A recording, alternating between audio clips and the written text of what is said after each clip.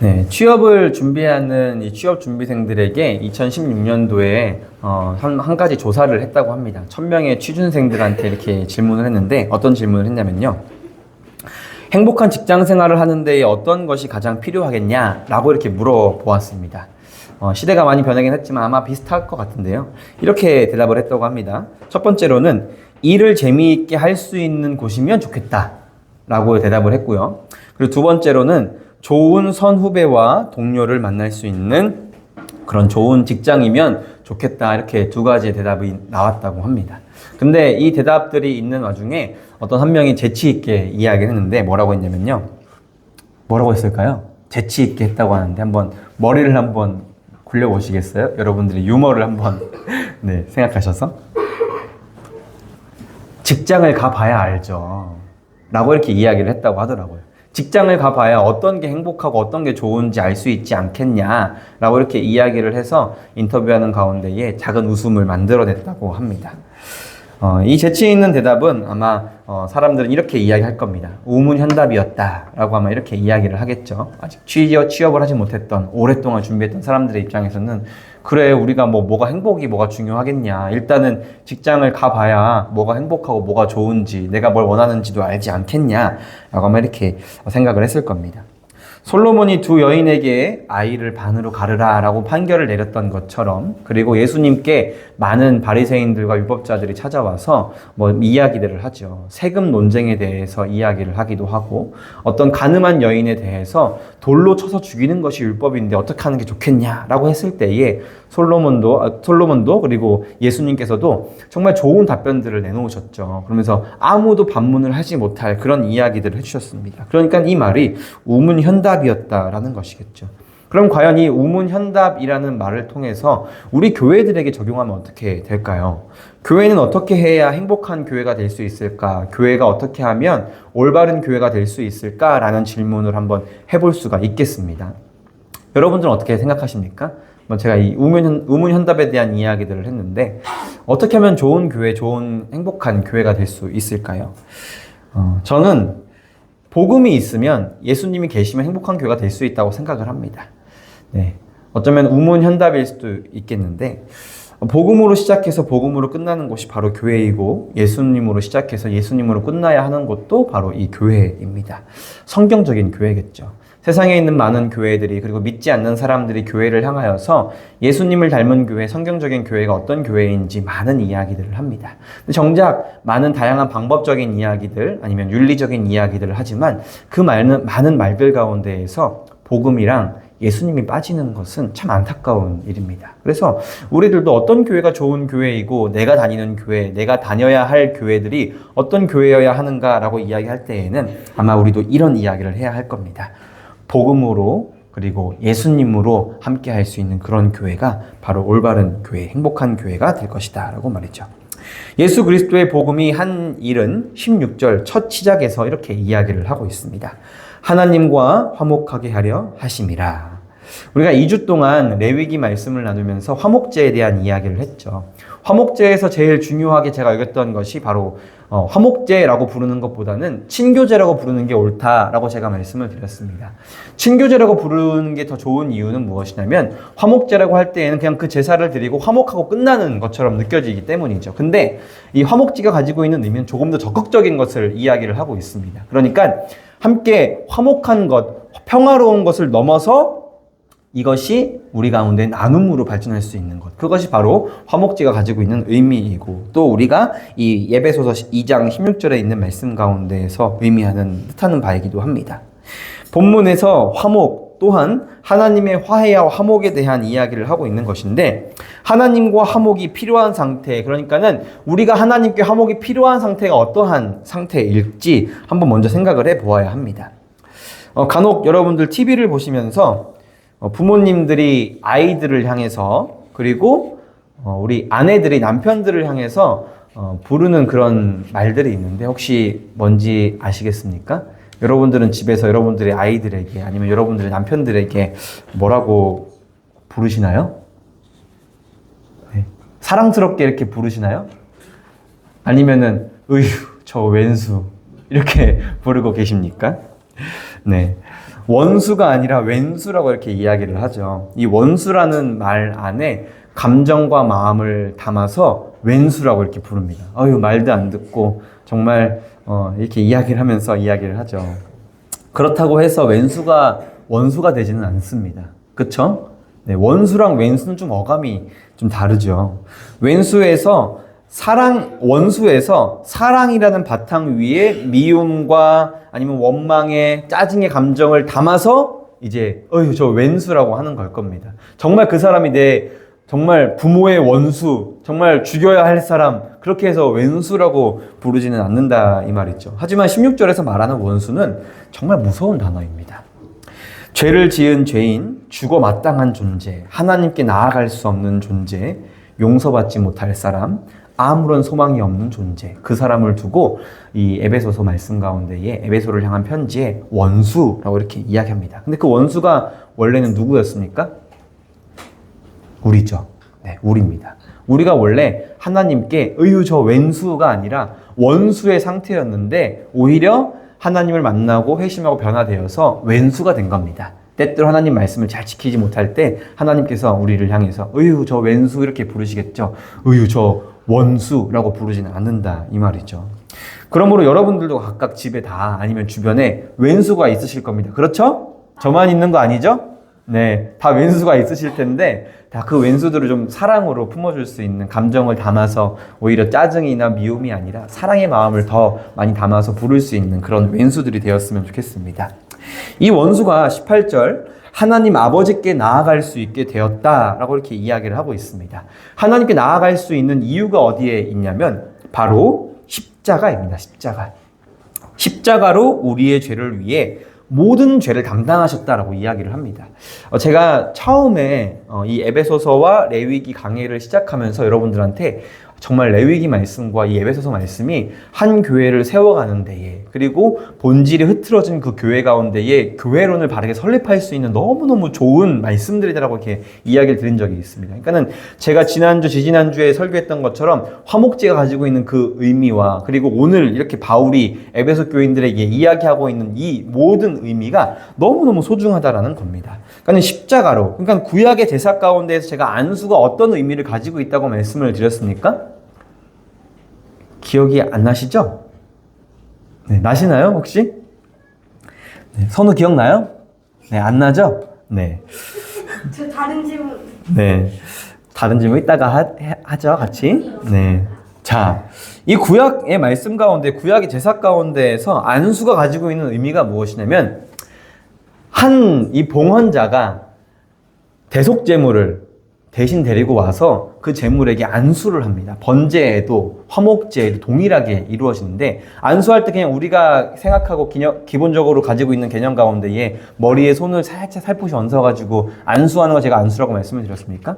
그것이 아니라 자기가 가지고 있는 모든 죄의 무게를 그 제물에게 다 짓눌려서 내가 가지고 있는 죄의 모든 무게를 다 실어서 그 제물에게 안수하는 것. 그게 바로 제가 안수라고 말씀을 드렸습니다. 여기서 이야기하고 있는 예수님께 모든 죄를 짊어지게 하는 것, 그게 바로 화목제가 가지고 있는 의미라는 겁니다. 우리가 가지고 있는 그 모든 죄의 무게를 전부 다 예수님께 맡겨드려서 이 화목제가 드려지게 된 겁니다. 나이가 많고 직장에서 사회에서 정말 때 묻을 대로 묻어서 캐캐 묵은 어른들에게만 죄인이라고 부를 것이 아니라 이 자리 가운데 나와서 순수하게 예배를 드리고 있는 너무 예쁘고 아름다운 저 아이들도 주님과 원수가 된 겁니다. 죄인이라는 것이죠. 그래서 이 죄의 문제에 대해서 우리는 분명하게 알 수 있어야 합니다. 누군가는 반드시 죽어야 하는데 누가 죽어도 해결되지 않는 문제겠죠. 이 죄의 문제는 오직 예수님만이 죽으셔야 이 죄의 문제가 해결될 수가 있습니다. 어떤 의로운 사람이 모든 세상에 있는 사람들을 대신하여서 내가 대신 죄를 짊어지고 죽겠어라고 해도 죄를 짊어질 수 있을 만한 능력조차 없습니다. 오직 예수님만이 참 하나님 되시고 참 인간 되시는 예수님만이 우리를 위해 대신해서 죽으실 수 있고 죽으셨을 때에 우리의 모든 죄의 문제가 해결될 수 있다는 것이죠. 그래서 예수님께서 자발적으로 기꺼이 지신 그 십자가의 은혜가 저와 여러분들에게 너무너무 감사한 겁니다. 하나님 되시는 그 예수 그리스도께서 이 땅에 오신 것뿐만이 아니라 우리의 모든 죄를 다 담당하셔서 죽으신 것, 그것이 바로 우리에게 주신 사랑입니다. 17절 말씀에서는 이런 사람들, 그러니까 죄의 그 노예가 되어 있는 사람들, 십자가로 인하여서 구속받아야 되는 그 사람들에 대하여서 이렇게 이야기를 하고 있습니다. 먼데 있는 너희라고 이렇게 성경은 이야기를 합니다. 에베소 교회에는 두 부류의 사람들이 있습니다. 11절 말씀을 보시면은 이렇게 나누어서 이야기를 하는데요. 첫 번째로는 육체로 이방인인 자들, 그리고 둘째로는 손으로 육체에 행한 할례를 받은 무리들, 이렇게 해서 할례를 받은 사람과 받지 않은 사람들, 그러니까 율법을 지키는 사람과 율법을 지키지 않는 사람들로 나누어서 에베소 교인들을 향하여서 편지를 씁니다. 이런 자들은 먼 데에 있는 너희, 먼 데에 있었다라고 이렇게 이야기를 하고 있습니다.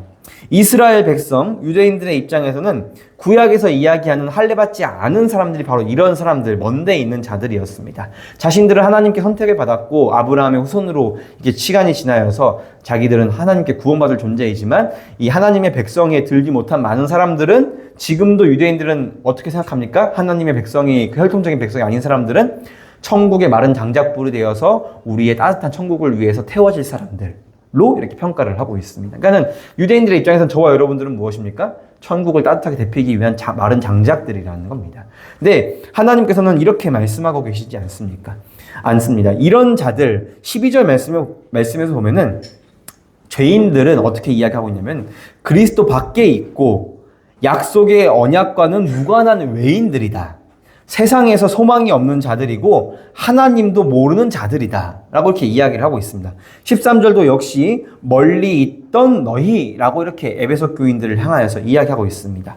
저와 여러분, 제가 자꾸 착한 여러분들을 두고 죄인이라고 하니까 불편하실 수도 있을 겁니다. 그냥 말 안 듣는 아이들을 보면서 정말 말 안 듣네, 어휴 저 죄인들이라고만 할 것이 아니라 아무리 착한 마음을 가지고 있는 사람들이라 할지라도 모두 다 죄인이라는 것이죠.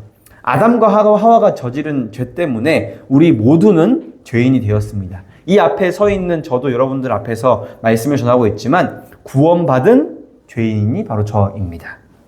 얼마 전 손흥민 선수가 드디어 자신의 커리어에서 트로피를 올렸습니다. 많은 축구를 좋아하는 사람들이 박수와 환호와 갈채를 보내고 있습니다. 그 팀을 좋아하는 사람들, 축구를 사랑하는 대한민국의 사람들은 자신이 받은 것처럼 마치 기뻐하고 있죠. 이게 왜 그러냐면은 그 한 사람이 가지고 있는 대표성 때문에 그럽니다. 그냥 단순히 한 사람의 축구 선수로 돈을 많이 버는 한 사람으로서 트로피를 들어 올린 것이 아니라 우리나라에 살고 있는 한 사람이 해외에 가서 국위선양하는 것처럼 우리를 대표해서 지금 이것을 받았기 때문에 그 사람과 아무런 관계가 없는 저도 참 기쁜 겁니다. 야, 정말 국위선양했다. 우리나라의 이 이름을 드높였고, 그리고 이 우리나라뿐만이 아니라 아시아 전체를 정말 위상을 들어 올렸다라고 할 만큼 많은 사람들이 기뻐하고 있습니다. 이것은 아담과 하와가 저지른 죄에도 적용이 되는데 이것을 우리는 뭐라고 부르냐면은 죄의 대표성이라고 이렇게 부릅니다. 그러니까 아담과 하와가 저지른 죄가 우리와 무관한 죄가 아니라 모든 인류를 대표한 아담과 하와가 이 죄를 저질렀기 때문에 그 모든 후손들인 저와 여러분들도 다 죄인이다라고 이야기를 하는 겁니다. 그래서 우리가 어떤 존재가 되었냐라고 하냐면 바로 원수가 된 겁니다. 이것을 예수님의 십자가로 먼 데 있는 자들이 아니라 이 먼 데 있는 자들은 예수 그리스도의 십자가로 인하여서 어떻게 됐습니까? 가까운 데 있는 자들이 되었다라고 이렇게 이야기를 하고 있습니다. 뿐만 아니라 나아가서 하나님께서 너희를 사랑하시는, 그러니까 너희가 하나님을 아버지라고 부를 수 있는 존재들이 되었다라고 말씀을 하고 있습니다. 관계가 없으면 이렇게 이야기가 될 수가 없겠죠. 아버지라고 부를 수 있는 것. 그래서 우리는 더 이상 그리스도 밖에 있고 언약과 말씀과 무관한 외인이고 세상에서 소망이 없는 사람들이 아니라 하나님도 모르는 자들이 아니라 어떤 자들이 된 겁니까? 그리스도 안에 있으며 하나님의 영원한 약속의 대상이 된 것이고 세상과 천국에 대한 소망을 가지고 있는 사람들이 된 것입니다. 비로소 우리는 하나님을 알게 된 자들이 된 것이죠. 그래서 우리가 하나님을 아는 것이 우리에게 가장 큰 복이 되는 것입니다. 그래서 요한에 있는 요한복음도 요한이 쓴 요한복음에서도 요한이 이렇게 이야기합니다. 영생은 이것이니 하나님을 아는 것이다. 제가 그래서 이것을 정말 많이 반복해서 여러분들에게 말씀드리는데 성경을 반드시 읽으셔야 합니다. 제가 여러분들에게 아무리 다양하게 많은 성경에 있는 내용들과 예술적으로 그리고 문학적으로 그리고 성경적으로 여러분들에게 아무리 좋은 설교들을 여러분들에게 드릴지라도 여러분들이 직접 그 말씀을 읽고 묵상하고 적용하시지 않는다면 다 허사가 될 겁니다. 그러니까 제게 듣는 말씀이 아니라 하나님께서 여러분들에게 들려주고자 하시는 그 말씀을 들으시고 여러분들의 삶 가운데 적용하셔야 하는 것이죠. 그러므로 율법을 지키던 사람들과 동일한 시민이 되었다라고 오늘 본문에서는 이야기하고 있습니다. 동일한 시민. 하나님의 권속이 되었다라고 이렇게 이야기를 하고 있습니다. 근데 여기서 여러분들이 정말 중요하게 보셔야 되는 것이 하나가 있는데 무엇이냐면 마치 여기서 이야기하는 것이 이렇게 들릴 수가 있습니다. 율법을 지키던 사람들과 동일한 시민이 되었다. 너희가 원래는 율법과 관계없었고 할 일을 지키지 않았던 사람들인데 이제는 너희 교회에 함께 있는 그 유대인이자 그리스도인인들 이 사람들처럼 너희들도 할례를 받고 율법을 지키는 사람들이 되었다라고 성경은 말하고 있지 않는다라는 것이죠. 먼데 있는 자들이 율법을 지키는 자가 되었다고 말하지 않습니다. 그러니까 A라는 사람이 B라는 사람처럼 A라는 그룹이 잘못된 그룹이 B라는 그룹처럼 변했다라고 말씀을 하고 있는 것이 아니라는 겁니다. 하나가 또 다른 하나가 되었다는 것이 아니라 모든 그룹들은 다 어디로 모여야 하냐면 좀 이따 말씀드리겠습니다. 돌아온 탕자 이야기에서 이 이야기가 참 잘 나와 있습니다. 아버지와 두 아들이 나오는데 여러분들이 너무 잘 알고 있는 이야기죠. 한 아들은 아버지가 말씀하시는 대로 순종을 하면서 잘 따릅니다. 근데 또 다른 아들은 어떻게 합니까? 아버지가 가지고 있는 재산을 미리 받아서 흥청망청 다 써버립니다. 이 누가복음에 있는 그 말씀을 보면은 정말 몸을 파는 여자들 그리고 유흥을 쓰고 자기가 가지고 있는 모든 것들을 위해서 다 방탕하게 사용해 버렸다라고 이렇게 누가복음에서 이야기를 하고 있습니다. 그러니까 이런 자들과 함께 아버지가 이 두 아들과 함께 있었다라고 이야기를 하는데요. 이 이야기가 그저 둘째가 집에 돌아와서 첫째 형처럼 아버지의 말씀을 잘 듣는 사람이 되었다라고 끝나지가 않는다라는 것이죠. 동생이 돌아왔으니 얼마나 즐겁고 기쁜 일인가 하고 끝납니다. 이상하죠? 그러니까는 원래는 우리가 생각하고 있는 그런 한국적인 생각으로 봤을 때는 나쁜 것이 좋게 되었다. 이렇게 해피엔딩으로 끝나야 되는데 그냥 이렇게 열린 결말처럼 끝나는 것처럼 보이니까 뭐지 하게 됩니다. 동생이 돌아왔으니 이 얼마나 즐겁고 기쁜 일인가. 그러니까 어쩌면 동생이 다시 돌아와서 형처럼 잘했다라고 말하는 것은 무엇이냐면은 이 말씀을 제대로 이해하지 못하면 그것을 그렇게 받아들일 수가 있습니다. 근데 이 비유에서 저와 여러분들에게 주고자 하는 것은 바로 이것입니다. 첫째 아들이 바로 유대인들이다. 율법을 지키는 자들이다. 둘째 아들은 이방인이고 하나님을 모르던 자들이었다. 근데 이 두 사람 다 잘못된 사람들이다. 그래서 어떻게 되어야 하냐? 첫째 아들도 아버지를 닮아야 하고 둘째 아들도 아버지를 닮아야 한다라고 이야기를 하고 있는 겁니다. 오늘 에베소서 본문도 마찬가지입니다. 헬라인이나 이방에 있는 모든 민족들이 다 유대인처럼 되어야 한다라고 말하는 것이 아니라 예수님처럼 되어야 한다라고 이야기를 하고 있는 겁니다. 그 비밀은 20절에 있는 말씀 가운데에 있는데요. 우리 20절에 있는 말씀을 한 번 더 읽어보도록 하겠습니다. 20절입니다. 시작!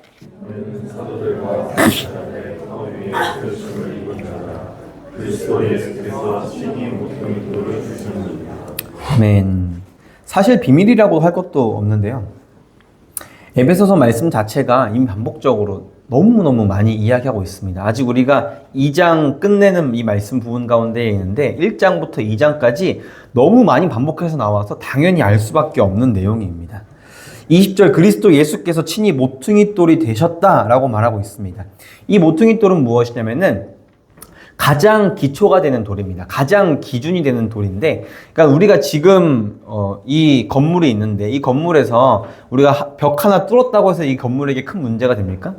뭐 바람이 숭숭 뚫려서 좀 추울거나 아니면은 뭐 밖에 날씨 환경을 받을 수는 있겠지만 그렇게 큰 문제가 되지는 않을 겁니다. 골조가 잘 세워져 있기 때문이겠죠. 근데 고대 당시에 건물을 짓는 방법을 알면은 이 모퉁이들이 얼마나 중요한지를 알게 됩니다. 그 모퉁이들을 하나를 빼면 어떻게 되냐면은 모든 기초가 되는 돌이기 때문에 이거 하나 빼면은 균열이 생깁니다. 그리고 이거 하나 뺀 것 때문에 건물 자체가 무너져 내려 버립니다. 그러니까는 우리 예수님께서 모퉁이돌이 되신다라는 이야기는 무엇이냐면은 이 모든 기초와 근간을 다 부숴버린 겁니다. 그러니까는 오늘로 따지자면은 1층에 있는 모든 기둥들을 다 부셔버리는 겁니다. 당연히 우리 건물이 무너지겠죠. 그러니까 이런 것처럼 예수님께서 그 모퉁이돌이 되신다라는 이 이야기가 바로 우리가 앞에서 이야기했던 이 모든 것들의 다 근간, 기초가 된다라고 이야기를 하고 있는 겁니다. 이 돌이 제거가 되면 벽이 틀어지고 하중을 건디지 못해서 건물이 무너지게 됩니다. 즉, 첫째 아들도 아버지처럼 되어야 하는 거고, 둘째 아들도 아버지처럼 되어야 한다라는 말이고, 또 나아가서 오늘 본문에 따르면 먼데 있던 사람도 예수님처럼 되어야 하고 가까이 있다고 말하는 사람도 예수님처럼 되어야 합니다. 정확하게 말하자면 가까운 데에 있다고 착각하던 사람들도 예수님처럼 변해야 하는 것이고 먼데 있는 사람도 예수님처럼 변해야 하는 것입니다. 우리가 교회를 다니고 있지만 많은 사람들이 이 착각 가운데에 빠져 있습니다. 나는 잘하고 있어. 나는 주님 안에 잘하고 있어라고 착각하고 있는데 그렇지 않다라는 것을 우리는 매번 느낄 수 있어야 하고 매번 다시 한번 뉘우칠 수 있어야 합니다. 이 모든 일이 다 일어나야 하는 이유들이 있는데 우리는 처음 나와 있는 그 이유를 결코 잊어서는 안 될 겁니다. 예수님께서 십자가를 지시고 원수된 우리를 하나님과 화목하게 하시기 위해서 십자가를 지신 이유가 바로 이것입니다. 우리가 아버지께 나아갈 수 있게 된 이유가 바로 이것이고 그러니까 여러분들이 교회를 다니게 되신 이유도 바로 이것입니다. 복음을 깨닫게 된 이유, 예배를 드리고 함께 식사를 하고 성도 간의 교제를 하는 이유, 교회에 남아서 청소를 하기도 하고 귀찮지만 행사를 참여하고 봉사를 하는 이 모든 이유도 다 이 한 가지에 직결됩니다. 제가 앞에서 이야기했던 이 모든 설교의 한 가지 초점이 무엇이냐면 바로 이것입니다. 십자가로 이 둘을 한 몸 되게 하시기 위해서 교회를 세우셨습니다. 앞에 있는 모든 일들을 다 하신 겁니다. 그래서 16절에 있는 말씀에 또 십자가로 이 둘을 한 몸으로 하신 겁니다. 하나님과 화목하게 하시고 원수가 된 것을 소멸하게 하시고 먼데 있는 자를 가깝게 하시고 이 둘로 말미암아 성령으로 하나가 되게 하신 것, 이 모든 이유는 교회를 세우신 모든 이유는 무엇입니까? 우리가 다 한 몸 되게 하시려고 하신 겁니다. 십자가로 이 둘이 한 몸 되게 하시기 위해서 주님께서 우리를 위해 죽으신 겁니다. 17절 먼데 있었던 소망이 없는 자나 가까운 데에 있는 소망이 있다고 착각했던 자들 모두에게 평안을 전하시기 위해서입니다. 예수님께서 십자가를 지신 이유가 여러분들 옆에, 앞에, 뒤에 이 모든 공간, 이 교회가 하나가 되게 하시려고 예수님께서 죽으셨다는 겁니다. 그냥 내 마음 한번 평안하게 해주려고 내 마음 가운데의 불편한 마음을 제거해 주시기 위해서 죽으신 게 아니라 우리가 하나 되게 하시기 위해서 죽으셨다라고 예수님께서 분명하게 바울을 통해서 이야기를 하고 있습니다. 그러므로 우리 교회 안에서 저 사람도 나처럼 되어야 하고 나도 부족하니까 저 사람처럼 되어야 하는 게 아니라 모든 롤모델은 한 가지로 직결되는 겁니다. 누굽니까? 예수님입니다. 다른 누군가가 아니라 어떤 목사님이 아니라 예수님. 그리고 그 예수님께서 말씀하시는 복음으로 우리가 하나의 몸이 되어야 한다라는 겁니다. 그냥 우리가 하나 되어야 한다 하니까는 그냥 서로 그냥 경도사 함께 하고 그냥 안부 묻고 이 정도로 이야기하는 것이 아닙니다. 여러분들 그 정도를 여러분들 한 몸이라고 이야기를 하십니까? 그렇지 않죠. 정말 내 몸에 작은 생채기 하나만 나도 정말 고통스럽고 아파하고 짜증나고 귀찮은데 내 주변에 있는 지체는 상처받든지 말든지 상관없습니다. 이것을 한 몸이라고 우리가 말할 수 있을까요? 하나의 교회라고 말할 수가 있겠습니까? 절대 그렇지가 않죠. 하나의 몸은 정말 내 생명까지도 내 목숨까지도 아끼지 않는 사랑을 바로 하나가 되었다라고 이야기를 하는 겁니다. 그러므로 우리는 교회 안에서 저 사람도 이 사람도 모든 사람도 다 품어줄 수 있는 그런 교회가 되어야 합니다. 모퉁이돌이 되시는 예수님을 중심으로 예수님처럼 되어야 합니다. 이쪽 저쪽 치우치고 그때그때 기준이 변하는 것이 아니라 오직 성경과 말씀과 예수님을 기준으로 우리가 교회를 이루어가야 합니다. 14절과 15절에서는 이렇게 이야기합니다. 우리 함께 14절과 15절에 있는 말씀 앞에 함께 읽어보도록 하겠습니다. 시작!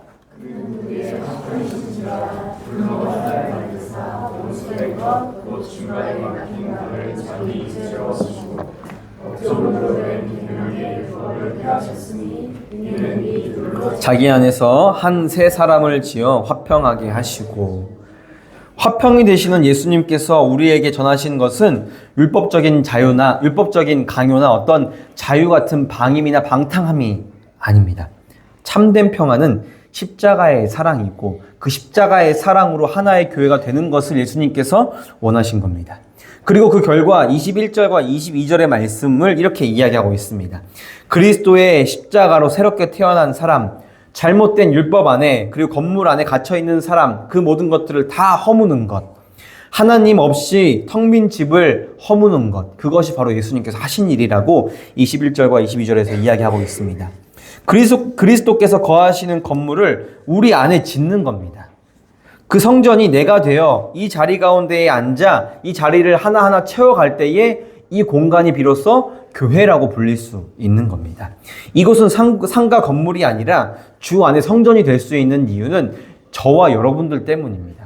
하나님께서 저와 여러분들의 마음 가운데에 그리스도의 성전을 지으셨고 이 자리 가운데 모였기 때문입니다. 이 교회가 많은 사람들의 도움으로 지어졌기 때문에 교회라고 성전이라고 부르는 것이 아니라 이곳을 채우고 있는 저와 여러분들, 하나님의 자녀들 때문에 그런 겁니다. 이것이 성전이기 때문에 우리가 모인 것이 아니라 우리가 성전이기 때문에 이 자리 가운데 모여 있는 겁니다. 성전인 저와 여러분이 이곳에 모일 때에 교회들이 비로소 교회가 될 수 있는 겁니다. 그러므로 우리가 해야 하는 교회의 방향성, 목회의 방향성도 바로 이것입니다. 교회를 위한 것, 교회의 존속을 위한 것, 교회의 명예와 드러남을 위한 것이 아니라 성도와 지체를 위한 것이 바로 우리 교회가 해야 될 일이라는 것이죠. 그곳에 주님께서 거하십니다. 바로 우리들의 마음 가운데. 그리고 우리 마음 가운데에 다 주님께서 거하시기 때문에 이 자리 가운데에도 우리의 만남 가운데에도 우리의 대화와 우리의 모든 일들 가운데에도 주님께서 함께 하시는 겁니다. 우리는 주님 안에 한 사람 한 사람의 성전이 됩니다. 하지만 그것으로 끝나는 것이 아니라 그것은 바로 시작입니다. 연애의 종착지가 어디일까요? 결혼일까요? 청소년들의 말하고 있는 정말 내가 어른만 돼봐라 라고 하면 그런 말일까요? 학생들의 목적지가 대학일까요? 취준생들의 종점이 직장에 취업하는 것일까요? 아니겠죠. 시작입니다. 취업하면 그때부터 시작이 되는 거고 결혼으로 끝나는 것이 아니라 결혼하면 시작인 겁니다. 예, 절실히 느끼셨죠 다들? 네, 살아보셨으니까 아실 겁니다. 학생들도 대학에 가보면 알게 되어 있습니다. 내가 이거 위해서 12년이라는 시간 동안 학교에서 보냈나? 라고 하면서 자기감에 들기도 합니다. 그래서 방황하기도 하죠. 그리스도 예수 안에 함께 지어져 가느니라 라고 성경은 이야기하고 있습니다. 성도는 교회로 모입니다. 그리고 우리 흠는교회도 교회로 세워지고 끝난 것이 아니라 시작하는 겁니다. 원수를 사랑하기 시작하고 아름다운 공동체를 만들기를 시작하는 겁니다. 어색하고 낯설지만 주신 공동체에 내가 녹아들기 시작하는 겁니다. 그리고 하나가 되었을 때 또 다른 새로운 처소를 만들어가기 위해 시작하는 겁니다. 또 다른 교회로 가정 속에서 또 다른 교회의 공동체로 시작하는 것이고 외로운 싸움일지 모르겠지만 여러분들의 직장에서 여러분들의 일터에서 그 신앙의 생활을 시작하는 겁니다. 누구도 모르겠지만 세상 가운데의 거룩한 성전으로서 우리의 삶을 시작하는 겁니다. 그래서 성경은 이야기하고 있습니다. 교회가 지어졌으니 끝이라고 말하는 것이 아니라 계속해서 함께 지어져 가느니라 라고 이렇게 이야기하고 있는 겁니다. 사랑하는 여러분, 십자가로 시작한 교회는 주님 다시 오실 때에 끝나는 겁니다. 그래서 우리 주님 다시 오실 때까지 이 품는 교회가 가지고 있는 비전을 함께 붙잡고 함께 시작해 나아갈 수 있는 복음으로 함께 계속해서 지어져 갈 수 있는 저와 여러분이 되었으면 좋겠습니다. 함께 기도하겠습니다. 사랑하는 주님 감사합니다. 우리 안에 새로운 일을 시작하신 주님을 의지합니다. 우리 품문교회의 성도로 모인 우리 모두가 그저 교회가 세워졌다고 해서 그 마음을 끝내는 것이 아니라 우리가 정말 하나님 안에서 새롭게 시작되었다라는 것을 우리 마음 가운데에 다시 한번 깊이 새길 수 있도록 인도하여 주시옵소서.